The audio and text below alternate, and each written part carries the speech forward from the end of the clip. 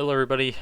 The season has been out for about a day or two now, and I wanted to go ahead and give my opening thoughts. So, first off, we had a pretty gnarly patch for the Sorcerer, so unfortunately, Sorcerer kind of got gutted right before the patch. Very unfortunate that they nerfed defensives like they did because Sorcerer already needed 4 defensives, and now obviously their defense is weaker, so it's like I don't even know what they do. I'm not sure what Sorcerer's even doing right now. I haven't looked into it, but I'd imagine it doesn't feel that great to play Sorcerer. They also got a really bad unique, so unfortunate on that. But when it comes to the defensive nerfs, I don't think the defensive nerfs are really that bad. It's just, they just wanted to lower player power a little bit, which, who cares? That's fine.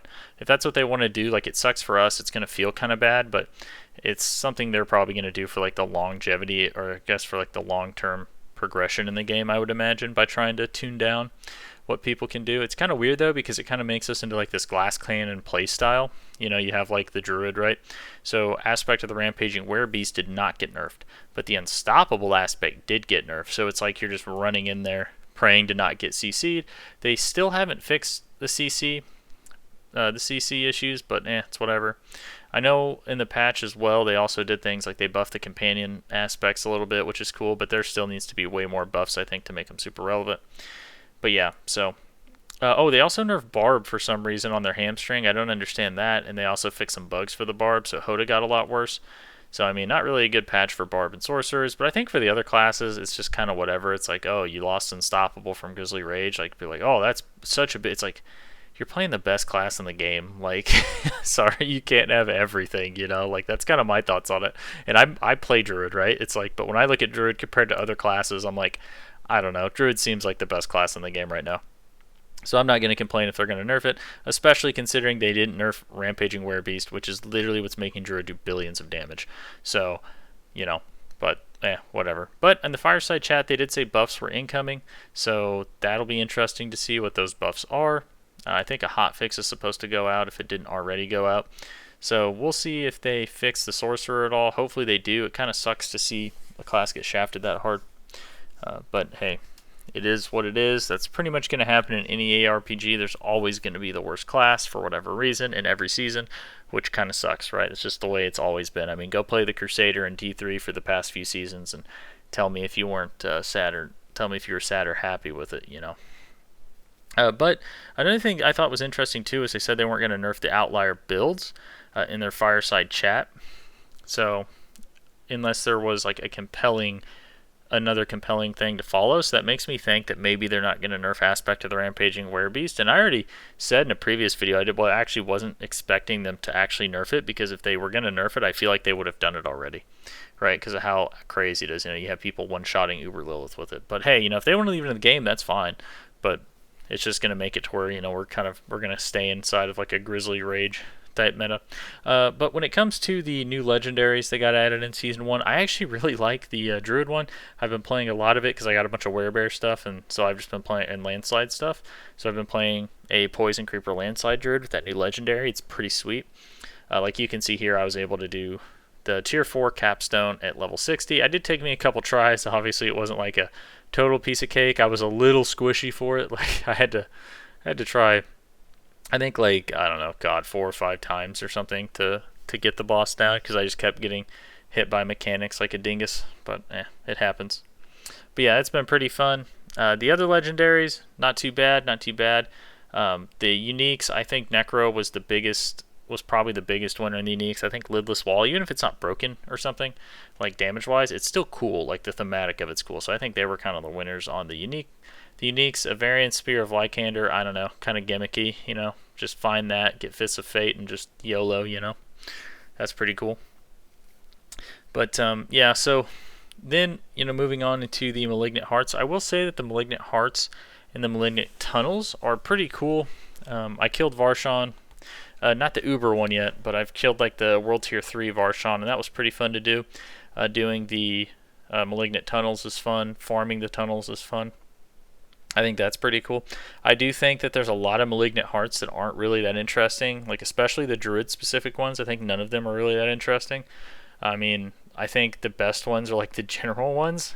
So, like Creeping Death, for example, I think is great. I think Barber was really cool.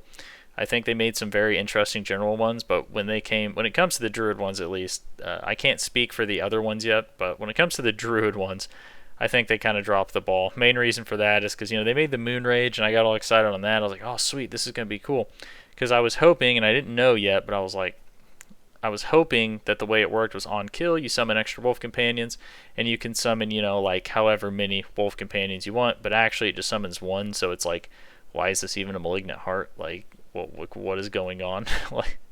like, why didn't they just make it summon more than one? Like, did they think wolves was that broken? Like, if anything, it would have actually gave people a reason to play the companion skills and things like Shepherd's Aspect, because then you could buff your core skill damage by having out all these wolves.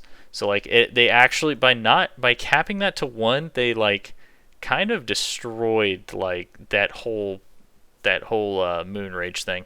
I mean, don't get me wrong, I'm still gonna try it out. I'm still gonna try to do some companion stuff with it, because it is still 20% buff, because they did buff 2 of the companion legendaries.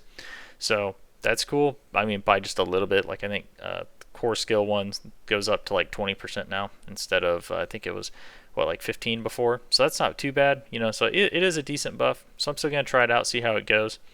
But I am hoping that maybe that's just a bug and you are supposed to be able to summon more than one, because if you were able to summon like 2, 3, 4, 5, that would be way better. Even if they didn't make it infinite, I think just allowing you to do more than one would make that like so much better, just so much better. But it is what it is. There was a pretty cool one. It was called like Revenge or something like that, where like it suppresses the damage and then it explodes, and then it explodes out. I thought that one was pretty sweet. So the Malignant Hearts, like, they do have some good ones, but I don't know. It just seemed to me the class specific ones were not anywhere near as cool as the general ones. Like, I thought the general ones were all sweet, but the class specific ones I kind of looked at and I was just like, meh. Except for the Necro one, where it's like you get a 50% damage amp when you have like no essence or whatever. That one was kind of cool, and it also affected the minions too. So it's in with that patch, they buff minions. It seemed like a lot. So I feel like Necro minions might actually end up doing something pretty cool this season. Maybe, obviously remains to be seen. But overall, Malignant Heart's pretty cool. I will say I wish they would have added in a little bit more stuff to do than just the Malignant Hearts, but again, is what it is. I don't think they really added in all that much content, because, I mean, really, it's like you just farm Malignant Hearts, and then once you have all the ones you need, you're kind of just done with that. So I kind of wish they would have added in a little bit more stuff. I think this season theme overall is a little bit lackluster in terms of what there is to do, but it is still pretty cool. There is going to be a lot of fun builds to be played with it, so that's pretty sweet too. And again, in the Fireside chat, they said they have more stuff coming down the pipeline, yada yada. So we'll see what happens. We'll see what the buffs and what the nerfs are. But yeah, but overall, it's been pretty fun so far. I'm having a blast in Season 1 of Diablo 4. So even though, that patch kind of, what's the word? Even though that patch kind of sucks, don't let it discourage you. It's still a great time to play. But anyway, that's going to do it for me, guys. Thanks for watching. Like, subscribe if you want to see more, and I'll see you next time. Have fun blasting. Okay. Sorry.